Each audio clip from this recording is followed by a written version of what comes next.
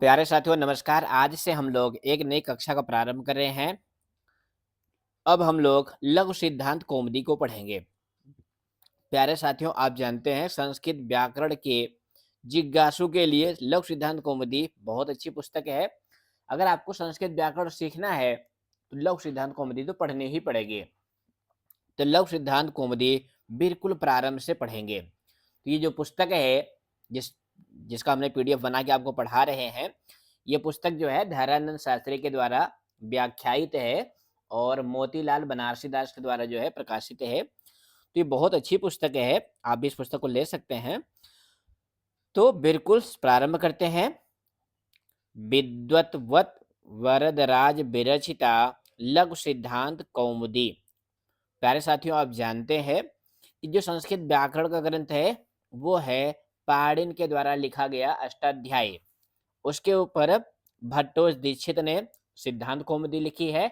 उनके शिष्य वरदराज ने लघु सिद्धांत कौमुदी लिखी है, ताकि जो कोमल मति वाले बच्चे हैं उनको भी संस्कृत व्याकरण अच्छे से समझ में आ जाए। तो लघु सिद्धांत कौमुदी में सबसे पहले कौन सा प्रकरण प्रारंभ होता है? संज्ञा प्रकरण। और उसके बाद मंगलाचरणम। ये मंगलाचरण है।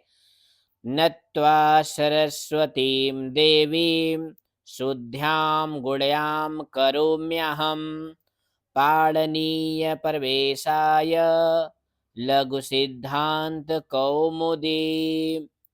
नत्वा सरस्वतीं देवीं शुद्धां गुण्यां करोम्यहं पाणिनीय परवेशाय लघु सिद्धांत कौमुदी। हमारे पास दो छात्राएं बैठी हैं, ये भी मंगलाचरण करना चाह रही है। तो आइए आप दोनों लोग एक साथ बोलिए।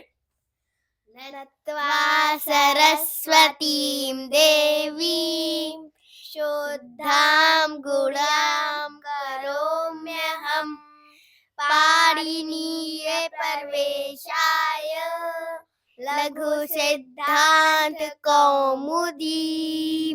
धन्यवाद। ये दोनों बालिकाएं हैं, ये भी लघु सिद्धांत कौमुदी पढ़ना चाहती हैं, तो ये भी सुन रही हैं। तो बहुत अच्छा इन्होंने उच्चारण किया है। ये मंगलाचरण है। प्यारे साथियों, आप जानते हैं कि किसी ग्रंथ के प्रारंभ में हम लोग क्या करते हैं? मंगलाचरण। जैसे विद्यालय में विद्यालय प्रारंभ होता है, सबसे पहले क्या होती है? प्रेयर यानी प्रार्थना। तो मंगलाचरण करने से क्या होता है कि जो लेखक है वो उसका ग्रंथ पूर्ण हो जाता है और पढ़ने वालों को भी ज्ञान की प्राप्ति होती है। अब इसका हिंदी अनुवाद और पदच्छेद देख लेते हैं। तो नत्वा, ये नत्वा पद जो है कत्वा प्रत्यांत है। नत्वा मतलब नमस्कार करके। सरस्वतीम देवीम शुद्ध्याम गुण्याम, इन सभी पदों में द्वितीय विभक्ति का एक वचन है। सरस्वतीम ये विशेष पद है। देवीम गुण शुद्ध्याम गुण्याम, ये तीनों विशेषण पद हैं किसके? सरस्वती के। करोम्यहम, करोमि अहम, यहाँ पे जो है यड़ संधि हो गई है, दो पद है इसमें, करोमि और अहम। अहम करोमि, मैं कर रहा हूं। ये कौन कह रहा है? ये कह रहे हैं वरद राजाचार्य। क्या कर रहे हैं? लघु सिद्धांत कौमुदीम। अहम लघु सिद्धांत कौमुदीम करोमि, मैं लघु सिद्धांत कौमुदी की रचना कर रहा हूं। तो प्यारे साथियों, यहाँ पे लघु सिद्धांत कौमुदीम जो है ये क्या ऐसा पद है? ये द्वितीय विभक्ति का एक वचन में है और कर्म है, क्योंकि क्रिया है करोमि और करता है अहम। अब इस ग्रंथ का प्रयोजन क्या है? तो वो यहाँ पे लिखा हुआ है पाणिनीय परवेशाय, यानी जो महर्षि पाणिनि का ग्रंथ है अष्टाध्यायी, उसमें प्रवेश करने के लिए इस लघु सिद्धांत कौमुदी नामक ग्रंथ की रचना कर रहे हैं। ये हो गया इसका मंगलाचरण। इसके बाद यहाँ पे हम विषय सूची दिखाएंगे। विषय सूची क्यों जरूरी है? क्योंकि लघु सिद्धांत कौमुदी में कौन सा टॉपिक पहले है, कौन सा टॉपिक बाद में है, हमने देखा है कई बार प्रतियोगी परीक्षाओं में ये भी पूछा गया है। तो लघु सिद्धांत कौमुदी के प्रारंभ होता है संज्ञा प्रकरण से, उसके बाद संधि प्रकरण है, उसके बाद अब संधि प्रकरण में भी सबसे पहले अच संधि यानी स्वर संधि है, फिर हल संधि है, फिर विसर्ग संधि है। उसके बाद जो है सुबंत यानी शब्द रूप प्रक्रिया प्रारंभ होती है। इसके अंतर्गत सबसे पहले अजंत पुल्लिंग प्रकरण है, अजंत स्त्रीलिंग प्रकरण है, अजंत नपुंसक लिंग प्रकरण है। उसके बाद हलंत पुल्लिंग, हलंत स्त्रीलिंग, हलंत नपुंसकलिंग, ये शब्द रूप के प्रकरण हैं। उसके बाद अव्ययानि यानी अव्यय भी इसी सुबंत के अंतर्गत रखे गए हैं। उसके बाद उत्तरार्धम यानी लक्ष्य सिद्धांत कौमुदी का उत्तरार्धम भाग है, उसके अंतर्गत सबसे पहले तिगंते। आप जानते हैं तिगंत क्या होते हैं, यानी धातु रूप। तो आप जानते हैं कि संस्कृत भाषा में जो धातुएं होती हैं वो 10 गण में विभाजित होती हैं। तो कर्मानुसार यहाँ पे गण लिखा हुआ है, भवादयः, अदादयः, जुहोत्यादयः, दिवादयः, स्वादयः, तुदादयः, रुधादयः, तनादयः, क्रयादयः, चुरादयः। ये 10 गण हैं, क्रम से हैं। उसके बाद ळयंत प्रक्रिया है। कौन सी प्रक्रिया है? ळयंत। ळयंत के बाद देखो कौन सी प्रक्रिया आ रही है? ळयंत के बाद आ रही है सनंत प्रक्रिया, यानी सन प्रत्यय की बताई गई है। उसके बाद यगंत प्रक्रिया है, उसके बाद यंग लुक प्रक्रिया है, फिर नाम धातु। नाम धातु क्या है? आप जानते हैं, अगर संस्कृत प्रेमी हैं, पढ़ते हैं, तो आप जानते होंगे कि जब शब्द रूप से उसको धातु बना दिया जाता है, जैसे पुत्री, यति इत्यादि, तो नाम धातु प्रक्रिया कहलाती है। उसके बाद कण आदय है, फिर आत्मनेपदम प्रक्रिया और परस्मैपद प्रक्रिया। इसके अंतर्गत बताया गया है कौन सी धातुएं परस्मैपदी होती हैं, कौन सी धातुएं उपसर्ग लगने के बाद आत्मनेपदी या परस्मैपदी में बदल जाती हैं। इन सब का वर्णन जो है इसके अंतर्गत किया गया है। उसके बाद भाव कर्म प्रक्रिया है। क्या है? भाव कर्म प्रक्रिया है। उसके बाद कर्म कर्त प्रक्रिया है, फिर लकारार्थ प्रक्रिया है। उसके बाद प्रारंभ होता है लघु सिद्धांत कौमुदी के अंतर्गत कृदंत प्रकरण। कौन कौन सा प्रकरण? कृदंत, यानी कृत प्रत्यय प्रारंभ होती है। कृत प्रत्यय में सबसे पहले कौन सी प्रत्यय है? कृत प्रत्यय है, जो 6-7 कृत प्रत्यय हैं, ड़त यत क्यप इत्यादि, वो इसके अंतर्गत है। उसके बाद पूर्व कृदंतम है, फिर उड़ादया है, फिर उत्तर कृदंतम है। अब आप कह रहे हो सर जी ये सब क्यों बता रहे हो? ये सब इसलिए बता रहे हैं, ये बेसिक बेसिक जानकारी है, कई बार प्रतियोगी परीक्षाओं में ये सब भी पूछा जाता है। उसके बाद प्रारंभ होता है समास प्रकरण। समास में सबसे पहले केवल समास, फिर अव्ययी भाव, फिर तत्पुरुष, फिर बहुब्रीहि, फिर द्वंद्व, फिर समासांत। ये क्रम भी कई बार पूछा जाता है। सबसे पहले कौन सा समास है? केवल समास, जिसको आप कहते हैं ना विशेष संज्ञा विनिर्मुक्ता केवल समासः। उसके बाद जो है तद्धित प्रकरण प्रारंभ हो रहा है, यानी जो तद्धित प्रत्यय है वो प्रारंभ होती हैं। और आप जानते हैं तद्धित प्रत्यय जो है कई अर्थ में होते हैं। तो सबसे पहले साधारण प्रत्यय बताए गए हैं, फिर अपत्यार्थाः, जैसे गाढ़पतम वगैरह वगैरह जो अड़ प्रत्यय हैं वो अपत्यार्थाः हैं। फिर रक्ताद्यार्थाः, फिर चातुरर्थिकाः, फिर उसके बाद शैसिक प्रत्यय हैं। क्या है? शैसिक प्रत्यय हैं। इन प्रकरणों को जब हम आपको पढ़ाएंगे तब अच्छे से बताएंगे। यहाँ पे हम केवल विषय सूची से आपको दिखा रहे हैं कि कभी कभी विषय सूची भी हमको याद होनी चाहिए कि किस टॉपिक के बाद कौन सा टॉपिक जो है किताब में पढ़ाया गया है। उसके बाद क्या है? ठग अधिकार, फिर यद अधिकार, फिर छयद अधिकार, फिर ठय अधिकार, फिर भाव कर्मार्थ, फिर भावनाद्यर्थकाः, फिर मतुपर्थीयाः, फिर पराग देशीयाः, फिर प्राग विवीयाः, फिर स्वार्थिकाः। उसके बाद फिर स्त्री प्रत्यय प्रकरण प्रारंभ होता है। तो प्यारे बच्चों आप जानते हैं कि लघु सिद्धांत कौमुदी में जो अंतिम प्रकरण है वो क्या है? स्त्री प्रत्यय प्रकरण। ये भी महत्वपूर्ण है। पहला प्रकरण क्या था? संज्ञा प्रकरण। और अंतिम प्रकरण क्या है? स्त्री प्रत्यय प्रकरण है। तो ये तो हो गया 8 मिनट में लघु सिद्धांत कौमुदी की सामान्य जानकारी। अब प्रारंभ करते हैं। तो सबसे पहले क्या प्रारंभ होता है? अक्षर समामनाय। ये ध्यान से देखिएगा इसको, अक्षर समामनाय, जिसको आप माहेश्वर सूत्र कहते हैं, पाणिनि सूत्र कहते हैं, व्याकरण सूत्र कहते हैं। इसका एक और नाम है अक्षर समामनाय। जब आप जो है वो पढ़ते हैं, क्या पढ़ते हैं बताता हूँ, क्या पढ़ते हैं आप। हाँ, तो हम आपको बता रहे थे जब आप क्या पढ़ते हैं, जब आप पढ़ते हैं निरुक्त, तो वहां पे क्या कहा गया है? समामनायः समामनातः। पहला पद यही है निरुक्त का, समामनायः समामनातः। तो यहाँ पे देखो अक्षर समामनायः, यानी जो माहेश्वर सूत्र हैं इनका एक नाम क्या है? अक्षर समामनाय। और इसी को वर्ण समामनाय भी कहते हैं, क्योंकि माहेश्वर सूत्र, व्याकरण सूत्र ये तो सब लोग जानते हैं, लेकिन वर्ण समामनाय और अक्षर समामनाय प्रायः बच्चे भूल जाते हैं। तो आप बिल्कुल ना भूलें, इसे अक्षर समामनायः भी कहते हैं और वर्ण समामनायः भी कहते हैं। तो ये 14 माहेश्वर सूत्र हैं। अय उड़, रि लिरिक, इयोंग, अय औच, हय वरट, लड़, इयम गणनम, झभय, घड धस, जब गड दस, खप छठत चटतो, कपय, शक्षर, हल। ये 14 सूत्र हैं। अब यहाँ पे क्या बता रहे हैं? इत माहेश्वर सूत्राणि, सूत्राणि अड़ आदि संज्ञा अर्थानी। ये लाइन भी कई बार पूछी गई है कि जो सूत्र है इनका प्रयोजन क्या है। तो यहाँ पे प्रयोजन, इस लाइन में प्रयोजन लिखा हुआ है कि इत माहेश्वर सूत्राणि, सूत्राणि अड़ आदि संज्ञा अर्थानी। यहाँ पे देखो संधि हुई है, मैं आपको यहाँ पे लिख देता हूं तभी आपको समझ में आएगा।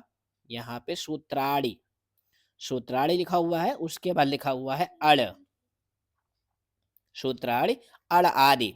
यानी जो सूत्र हैं वो अड़ आदि संज्ञाओं के लिए हैं। यानी ये सूत्र किस लिए हैं? अड़ आदि जो प्रत्याहार आगे बताए जाएंगे उसके लिए हैं। तो ये आपको ध्यान देना है कि माहेश्वर सूत्र का प्रयोजन क्या है?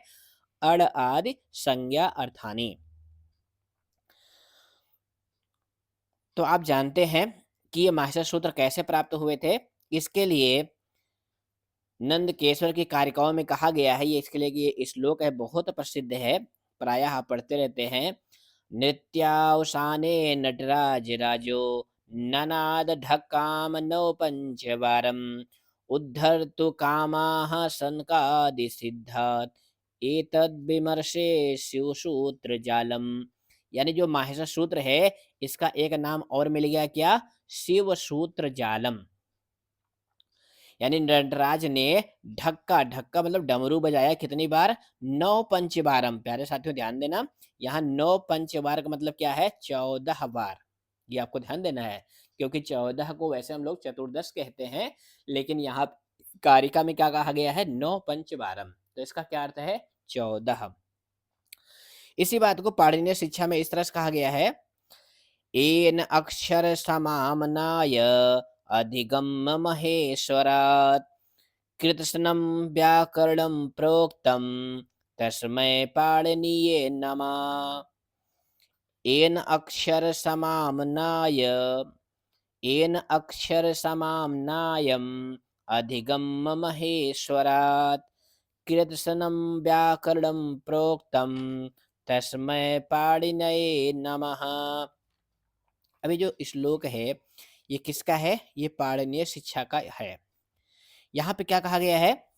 एन, जिसके द्वारा, अक्षर समाम नायम अधिगम, अधिगम मतलब जानकर, और कहाँ से जाना?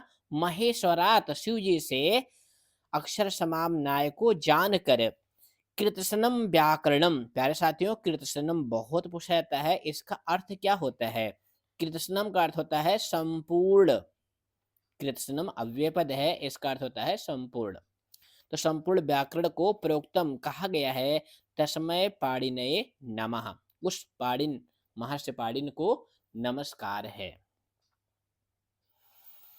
उसके बाद यहाँ पे देखो क्या बता रहे हैं, एसाम अंत्याह इतः, एसाम अंत्याह इतः।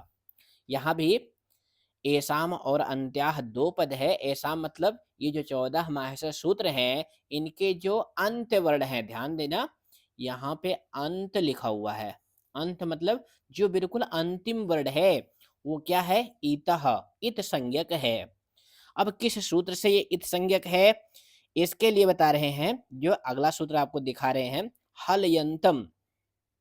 अब हलयंतम बताने के पहले ये हकार आदि में जो आकार है उसका प्रयोजन बता रहे हैं। हकार आदि व्यंजन अस्थ आकार प्रयोजनम, यानी जो हकार हयवरट आदि में जो आकार है उसका प्रयोजन बता रहे हैं। क्या बता रहे हैं?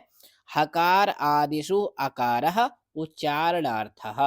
हकार आदि में जो आकार है वो केवल उच्चारण के लिए है, क्योंकि आप जानते हैं बिना स्वर की सहायता के हम व्यंजन को बोल नहीं सकते हैं। अब इसके बाद बता रहे हैं, लड़ मध्य तु इत संज्ञकः।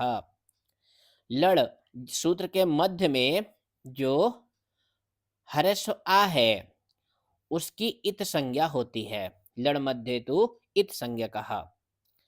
यानी जो आ है उसकी इत संज्ञा होती है और यह इत संज्ञा होती किससे है ये भी आपको बताना है, क्योंकि लड़ मध्य तो इत संज्ञा का सभी पढ़ लेते हैं, लेकिन किस सूत्र से इस आ की इत संज्ञा होती है, वह सूत्र है उपदेश अच अनुनासिक इत। आगे आप पढ़ेंगे इत संज्ञा करने वाला सूत्र, उपदेश अच अनुनासिक इत से इस आ की भी इत संज्ञा होती है।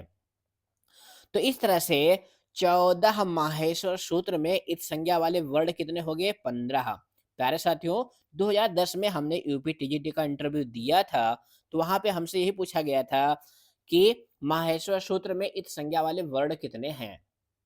तो हमने बताया 15। तो उन्होंने ये भी पूछा कि 15 कैसे हैं, क्योंकि सूत्र तो 14 है, 15 कैसे हैं? तो वहाँ पे हमने उनको अच्छे से एक्सप्लेन किया था कि वहाँ पे लिखा गया है कि लड़ मध्य तो इत संज्ञा कहा, यानी जो लड़ सूत्र के मध्य में स्थित आकार है वो उच्चारण के लिए तो है ही है, साथ के साथ उसका एक विशेष प्रयोजन है कि उसकी भी इत संज्ञा होती है। और इत संज्ञा करने का भी प्रयोजन क्या है? रा प्रत्याहार का निर्माण। ये आप आगे ओरड रपड़ा सूत्र पर रा प्रत्याहार पढ़ेंगे। तो रा प्रत्याहार के निर्माण के लिए यहाँ पे लड़ सूत्र के मध्यस्थ आ को इत कहा गया है। अब आते हैं इत संज्ञा सूत्रम। ये इत संज्ञा सूत्र है हलयंतम। अब यहाँ पे देखो सभी सूत्रों में आपको एक संख्या दिखाई देगी। यहाँ पे देखो ना, इधर भी एक लिखा हुआ है, इधर भी एक लिखा हुआ है। इसका भी एक प्रयोजन है। प्रयोजन क्या है कि इसमें दो पद हैं। पहला पद क्या है? हल। दूसरा पद क्या है? अंत्यम। दूसरा पद क्या है? अंत्यम। दो पद हैं हल यंतम। ये भी एक यानी प्रथमा विभक्ति एक वचन का है और अंत्यम में भी जो है प्रथमा विभक्ति का एक वचन है। यानी जो संख्या है ये विभक्ति को बताती है कि कितने पद हैं और उस पद में विभक्ति कौन सी है। और उसके बाद जो ये नंबर होते हैं ये तो आप जानते ही होंगे। ये पहला नंबर क्या होता है? अध्याय का बोध कराता है, यानी पहले अध्याय का। दूसरा नंबर क्या होता है? ये पाद का बोध कराता है। ये अध्याय का बोध कराता है और ये पाद का बोध कराता है और ये सूत्र का बोध कराता है। किसका बोध कराता है? सूत्र का। प्यारे साथियों, आप जानते हैं कि अष्टाध्यायी में 8 अध्याय हैं। कितने अध्याय हैं? 8। और प्रत्येक अध्याय में 4-4 पाद हैं, फिर उन अध्यायों में सूत्र हैं। तो ये अध्याय, ये पाद और ये सूत्र, यानी पहले अध्याय के पहले पाद का तीसरा सूत्र है हलयंतम। ये तो हो गई संख्या की बात। तो ये सूत्र क्या कहता है? हलयंतम, यानी जो मास्टर सूत्र है उनका जो अंत हल है। हल क्या? हल का मतलब क्या होता है? हल एक प्रत्याहार है, आगे आप पढ़ेंगे। हल का मतलब होता है व्यंजन। तो सभी सूत्रों के लास्ट में जो व्यंजन है उसकी इत संज्ञा होती है हल अंतम। ये इत संज्ञा करने वाला सूत्र है, बहुत प्रसिद्ध सूत्र है हलयंतम। अब यहाँ पे आपको ये भी जानना है कि सूत्र कितने टाइप के होते हैं, क्योंकि देखो ऊपर यहाँ पे हलयंतम के ऊपर क्या लिखा हुआ है? इत संज्ञा सूत्रम, यानी ये संज्ञा सूत्र है। तो कितने टाइप के सूत्र होते हैं? 6 टाइप के सूत्र होते हैं। उसके लिए एक कारिका है, तो कारिका देखो यहाँ पे लिखी हुई है। संज्ञा च परिभाषा च विध नियम एव च अतिदेशो अधिकारश्च षट्विधं सूत्रम उच्यते। संज्ञा च परिभाषा च विधिर्नियम एव च अतिदेशो अधिकारश्च षट्विधं सूत्रम उच्यते। यानी संज्ञा, परिभाषा, विधि, नियम, अतिदेश और अधिकार, ये 6 प्रकार के सूत्र होते हैं। कितने प्रकार के सूत्र होते हैं? 6 प्रकार के होते हैं। उसके बाद आगे बता रहे हैं हलियंतम की व्याख्या क्या है? उपदेशे अंत्यम हलि इत स्यात्। यहाँ पे देखो हलित लिखा हुआ है ना, इस हलित का मतलब क्या है? ध्यान देना, मैं आपको एक एक सूत्र का बिल्कुल सूक्ष्म विश्लेषण करके आपको पढ़ाऊंगा। ऐसा लगेगा कि आप बिल्कुल समझ के पढ़ रहे हैं। उपदेशे अंत्यम, यहाँ पे पूर्व रूप संधि हुई है, उपदेशे प्लस अंत्यम है। और हलित, तो यहाँ पे हल है, उसके बाद जो है इत है और उसके बाद क्या है? स्यात है। प्यारे साथियों, आप जानते हैं कि जो स्यात पद है वो अस धातु का, किस धातु का? अस धातु का, जिसका अर्थ होता है होना। क्या होता है? होना। तो जो अस धातु है जिसका अर्थ होता है होना, उसी धातु का विधिलिंग लकार के प्रथम पुरुष एक वचन में स्यात बनता है। जिन छात्रों को अस धातु का रूप याद होगा उनको पता होगा स्यात स्यातम स्यु रूप बनता है। तो यहाँ पे क्या कर रहे हैं? उपदेशे अंतम हल इत स्यात। अब आपको बिल्कुल अर्थ जो है बिल्कुल क्लियर हो जाएगा कि उपदेश के अंत में जो अंतिम हल है उसकी इत स्यात, उसे इत कहना चाहिए। इत कहना चाहिए क्योंकि बेलने लकार जो है चाहिए या संभावना के अर्थ में होता है। तो उपदेश के अंत में जो अंतिम हल है उसको इत कहना चाहिए। ये हल्यंतम की व्याख्या हो गई। अब यहाँ उपदेश क्या है? तो उसके लिए कह रहे हैं उपदेश लक्षणम। उपदेश का लक्षण बता रहे हैं उपदेश आद्योच्चारणम। प्यारे साथियों, ये बहुत पूछा गया है। उपदेश मतलब क्या है? आद्योच्चारणम। वहां पे आपके पेपर में क्या लिखा रहता है? उपदेश या उपदेशम किम, उपदेश क्या है? तो वहां विकल्प में आपको मिलेगा आद्योच्चारणम। तो उपदेश आद्योच्चारणम यानी उपदेश क्या है? आद्य उच्चारण है, यानी जो महर्षि पतंजलि, पाणिनि और कात्यायन के द्वारा जो उच्चारण किया गया है वही उपदेश है। उन्होंने जो कहा है वही क्या है? उपदेश है। अब यहाँ पे बता रहे हैं अनुवृत्त प्रकार प्रदर्शनम। अनुवृत्त ये भी एक परिभाषा पद है। अनुवृत्ति क्या होती है? क्योंकि सारे पद एक सूत्र में तो लिखे नहीं रहते हैं, उसकी व्याख्या के लिए हमें इधर उधर से पदों को लाना पड़ता है। तो क्यों लाना पड़ता है वो यहाँ पे लिखा हुआ है। सूत्रेषु आदृष्टम पदम सूत्रांतरात अनुवर्तनीयम सर्वत्र। ध्यान से सुनिएगा। सूत्रेषु आदृष्टम, अब यहाँ भी संधि हुई है। कौन सी संधि हुई है? बताइए। यण संधि। सूत्रेषु प्लस आदृष्टम। अब आप कहेंगे हम सूत्र में भी आपको संधि पढ़ा रहे हैं। सूत्र में संधि इसलिए पढ़ा रहे हैं, सूत्र का अर्थ आपको तभी स्पष्ट होगा जब आप सूत्र के एक एक पद को अक्षर से देख पाएंगे, यानी सूक्ष्म दृष्टि से देख पाएंगे। सूत्रेषु प्लस यहाँ पे आदृष्टम लिखा हुआ है। बिल्कुल गूढ़ विश्लेषण करके पढ़ाएंगे। वीडियो थोड़ा बड़ी भी हो जाएगी तो कोई बात नहीं, लेकिन आपको फिर से पढ़ने की जरूरत नहीं पड़ेगी। सूत्रेषु आदृष्टम यानी सूत्रों में ना दिखाई देने वाले पदम पद को सूत्रांतरात, इसमें पंचमी विभक्ति है। सूत्रांतरात यानी दूसरे सूत्र से अनुवर्तनीयम ले लेना चाहिए। कब लेना चाहिए? तो कह रहे हैं सर्वत्र, हमेशा ले लेना चाहिए। यानी सूत्र में व्याख्या करने के लिए अगर कोई पद नहीं है तो आप उसको दूसरे पद से ले लेना चाहिए। इसी को अनुवृत्ति कहते हैं। क्या कहते हैं? अनुवृत्ति। अनुबंध और अनुवृत्ति। अनुबंध क्या होते हैं? जिसकी इत संज्ञा हो जाती है, यानी जिनका लोप हो जाता है, वही अनुबंध कहलाते हैं। प्यारे साथियों, ये अनुबंध भी बड़े काम के होते हैं। आप जानते हैं कि कृत प्रत्यय में आप पढ़ते हैं ना, यत प्रत्यय पढ़ते हैं, क्यप प्रत्यय पढ़ते हैं और ढेप प्रत्यय पढ़ते हैं। तो यहाँ पे यत क्यप ढेप, तो इनमें देखो ये ड़ा है, ये पा है, ये अनुबंध है। क्या है ये? अनुबंध है। जैसे यत में ता अनुबंध है, क्यप में का और पा दोनों अनुबंध हैं, केवल या ही जुड़ता है। तो ये का क्यों जोड़ा गया? कित बनाने के लिए। पा क्यों जोड़ा गया? पित बनाने के लिए। ये कित क्या है, पित क्या है, आगे जब हम आपको पढ़ाएंगे तो आपको बिल्कुल अच्छे समझ में आएगा कि कित का प्रयोग कहाँ होता है, पित का प्रयोग कहाँ होता है। तो ये अनुबंध है। तो अनुवृत्ति और अनुबंध बिल्कुल अच्छे से समझते चलिए।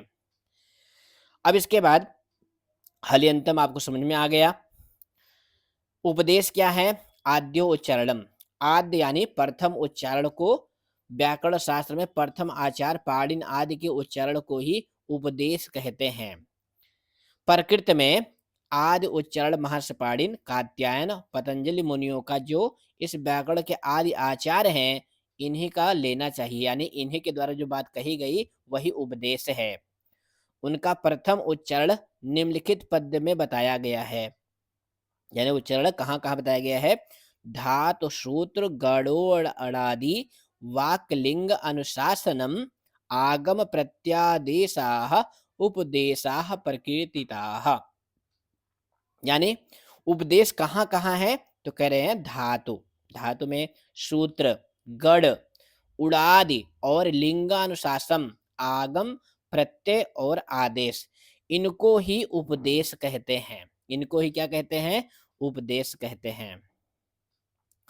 तो इस तरह से आप जानते हैं कि अष्टाध्यायी के अंतर्गत क्या क्या होता है, धातु पाठ होता है, सूत्र पाठ होता है, अष्टाध्यायी, गढ़ पाठ, उड़ादि पाठ और लिंगानुशासन, इन 5 मिलकर व्याकरण कहे जाते हैं। यानी यही क्या है, व्याकरण है। और ये पांचों पाणिनि मुनि के द्वारा बनाए हुए हैं। तो अब आपको समझ में आ गया ना कि उपदेश आद्यो उच्चारणम। उसके बाद इत संज्ञा कर दिया। अब इत संज्ञा करने का प्रयोजन क्या है, तो प्रयोजन बता रहे हैं तस् लोपः, लोप हो जाता है, तो उसके पहले आपको लोप संज्ञा सूत्र बता रहे हैं। क्या कर रहे हैं, अदर्शनम लोपः, अदर्शनम परसक्तस्य आदर्शनम लोप संज्ञम स्यात्। ध्यान से देखिएगा, ये अच्छा पद है। क्या कह रहे हैं, परसक्तस्य, परसक्तस्य आदर्शनम लोप संज्ञम स्यात्। अब परसक्तस्य का क्या अर्थ है, प्राप्त का, प्रसक्त मतलब प्राप्त का ना सुना जाना लोप संज्ञा वाला हो। प्यारे साथियों, आप जानते हो कि जो हमारा शब्द शास्त्र है वो अक्षर को यानी वर्ड को क्या मानता है, अक्षर ब्रह्म कहते हैं ना। तो अक्षर ब्रह्म यानी ये बिल्कुल नित्य है, तो जो नित्य है उसका लोप नहीं हो सकता, उसका लोप नहीं हो सकता। तो इसीलिए कह रहे हैं आदर्शनम लोपः, प्रसक्तस्य आदर्शनम लोप संज्ञम सात। यानी प्राप्त का ना सुना जाना ही लोप है। यानी वो रहेगा लेकिन वो सुना नहीं जाएगा, उसका ग्रहण नहीं होगा, इसीलिए यहाँ पे लोप कहा गया है। तो आदर्शनम लोपः, वर्णों का ना सुनाई पड़ना, ना दिखाई पड़ना ही क्या है, लोप है। और लोप किस सूत्र से होता है, ध्यान देना, ये संज्ञा सूत्र है, लोप विधायक सूत्र है, तस्य लोपः। अब तस्य अस्मिन् पदे षष्ठी विभक्ति अस्ति, इस पद में कौन सी विभक्ति है, षष्ठी विभक्ति है। तो तस्य लोपः किसका लोप होता है, तो कहते हैं तस्य इतो लोपः स्यात्। अब यहाँ पर जो वृत्ति लिखी हुई है उसमें भी पद को ध्यान देना, तस्य इतो, यहाँ पे भी संधि हुई है, हम आपको एक एक पद को बिल्कुल अच्छे से एक्सप्लेन करेंगे।